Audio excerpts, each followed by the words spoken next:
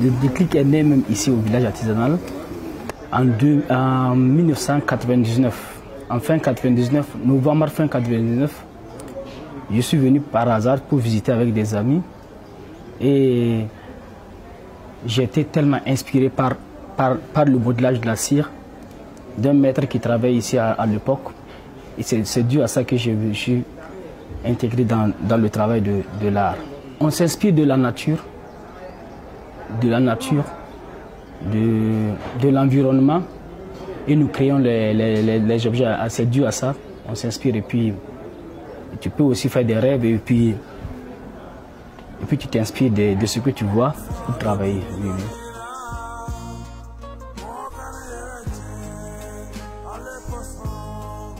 Nos clients sont les Européens, les Américains. Vraiment, bon, on n'a pas le choix puisque les Burkinabés, ils ne s'intéressent pas beaucoup à l'art et c'est la chose à laquelle on devrait penser.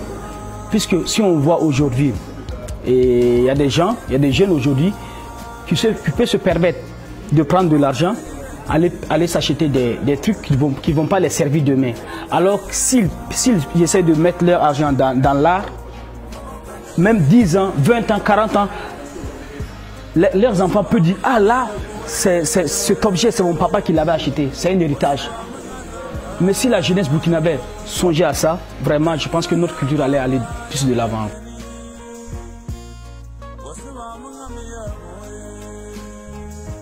Moi, en vérité, je suis très satisfait de mon parcours parce que je suis venu pour apprendre le métier comme cela. Et vraiment, aujourd'hui, je suis fier parce que de ça, j'arrive à voyager, à donner des cours, des ateliers en dehors du pays.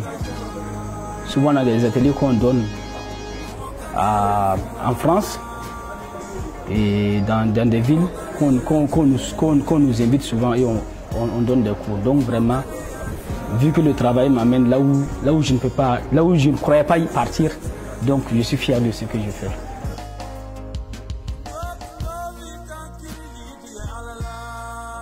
Bon, puisque nous on valorise ça quand nous sortons. Ici c'est très dur. Mais nous, vraiment, on peut dire que nous, on défend la culture burkinabé à l'extérieur de nos pays. Aux expositions que nous faisions dans les sous-régions, même en Afrique, à Dakar, Mali, Sénégal. Vraiment, nous, on présente la richesse de ce que nous on fait. Par exemple, ça c'est la culture. Ça représente la culture burkinabé. C'est vu que quand les touristes viennent, ils partent à Sabou pour visiter les caïmans sacrés, c'est un truc sacré. Mais nous aussi, on a l'intention maintenant de faire, je ne sais pas comment expliquer ça, de moderniser un peu ce que nous faisions. Parce que si aujourd'hui, si nous ne modernisons pas ce que nous faisions, nous n'allons pas nous en sortir. Par exemple, si on va se baser aujourd'hui de la culture et de ne pas moderniser la culture, on ne va pas s'en sortir.